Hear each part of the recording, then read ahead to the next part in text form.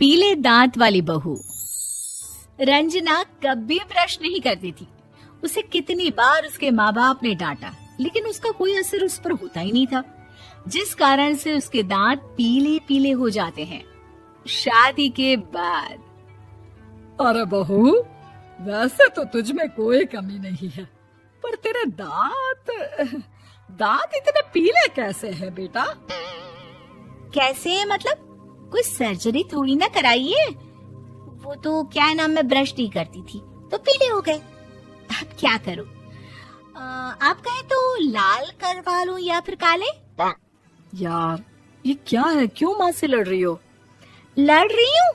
अरे मैं लड़ रही हूँ या ये बोल रही है कि दांत पीले हैं, पीले। अरे तपस्या थोड़ी ना की है इन्हें पीले करने के लिए। बकायदा ब्रश नहीं किया है 20 साल तक, तब जाकर। छी, कैसी बात कर रही हो? ये उस वक्त तो पीले नहीं थे जब हम लोग तुम्हें देखने आए थे। अरे तब साफ करवा लिया होगा डेंटिस्ट के पास जाकर। अब देखो कैसे पीले पीले लग रहे हैं।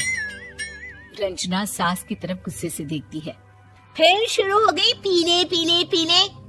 अरे पीले तो तब भी थे जब मेरे हाथ का रसगुल्ला उड़ा उड़ा कर खा रही थी और बोल रही थी, लड़की नहीं गुणों का खजाना दे रहे भाई साहब आप। खैर, अब वो लोग करते भी तो क्या करते, पीले दांत वाली बहू पल्ले पड़ी थी तो झेलना तो था ही। एक दिन कीर्तन में रंजना गाना गा रही थी। अरे कमला बहन, माँ का द्वार है, यहाँ तो सब शुद्ध होकर आते हैं, फिर अपनी बहू को ब्रश भी नहीं करवाती तुम।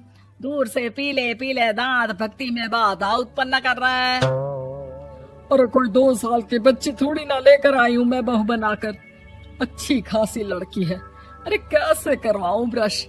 ये तो उसे खुद करना चाहिए ना। अब माँ बाप तो इसके जैसे तैसे निपटा दिए, ये नहीं सोचा कि सास कैसे संभालेगी। सास बहू को लेकर घर आ जाती है, लेकिन सोच लेती है कि अब इसे लेकर कहीं नहीं जाएगी। अगले रोज बहू कहती है, अरे क्या हो गया, मंदिर नहीं जाना क्या? कीर्तन का वक्त हो रहा है। मेरी मधुर वाणी से कान्हा जी जागते हैं और सोते हैं। आप तो जानती है ना उनकी भक्ति में कितना मन लगता है मेरा। वो क्या है ना, तबीयत ठीक नहीं लग रही है मेरी, आराम करूंगी मैं। तबीयत ठीक नहीं लग रही? अभी तो मिथुन के गाने पर नाच रही थी आप, और अब बोल रही है कि तबीयत ठीक नहीं लग रही। अरे भक्ति में मन लगा लो सासू माँ, ऊपर जाना है, क्या मुंह दिखाओगी आप? हाँ? सास को बहू की बात पर गुस्सा आ जाता है। मैं क्या मुंह दिखाऊंगी, इसकी चिंता तो ना कर, समझी? अपने मुंह की चिंता कर, जो ये पीले पीले दांत लेकर हर जगह पहुंच जाती है। पता है लोग कितना मजाक बनाते हैं। ना जी ना, मैं नहीं जाना कहीं तेरे साथ।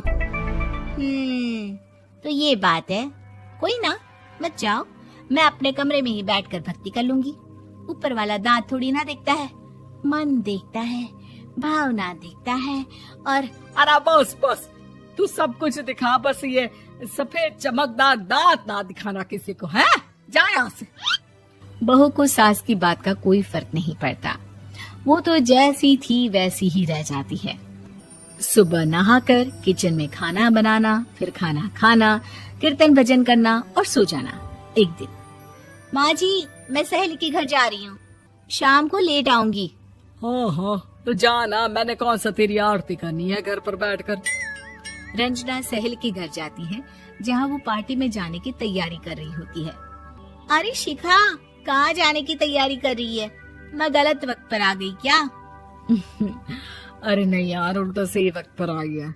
मैंने ये साड़ी और ज्वेलरी निकाली है यार, शाम को इनके ऑफिस की एक पार्टी में जाना है। बताना कैसा लग रहा है ये सब? नहीं यार, इस ड्रेस के साथ तो वो वाली ज्वेलरी अच्छी लगेगी। हाँ हाँ सही बोल रही है, मैंने ध्यान ही नहीं दिया। वैसे तो हमेशा से मस्त फैशन सेंस रखती है। तो बड़ा जाती होगी ना पति के साथ पार्टी में। रंजना कुछ नहीं बोलती, बस सोचती है कि यार काश ये बात सही हो जाती, पर मैं क्यों नहीं जाती पार्टी में? क्या इन लोगों की कोई पार्टी होती नहीं होगी? रंजना घर आती है और रात में पति से सवाल करती है, एक बात बताइए, आप मुझे किसी पार्टी में क्यों नहीं ले जाते? क्या आपके यहाँ ऑफिस में पार्टी नहीं होती? पति बेचारा क्या कहता कि दांत पीले हैं तुम्हारे इसलिए। अरे कोई पार्टी होती नहीं हम लोगों के ऑफिस में, तो कहाँ से लेकर जाऊं? और मार्केट, मॉल, कहीं वीकेंड घूमना, कहीं तो। अरे यार, सारे हफ्ते में एक छुट्टी मिलती है, तो सोचता हूँ कि आराम ही कर लूं। क्यों? रंजना मन मार के रह जाती है। पहले कभी सास के साथ मंदिर जाया करती थी, लेकिन वो भी सास ने ले जाना बंद कर दिया। घर बैठी बैठी रंजना बोर हो जाती है।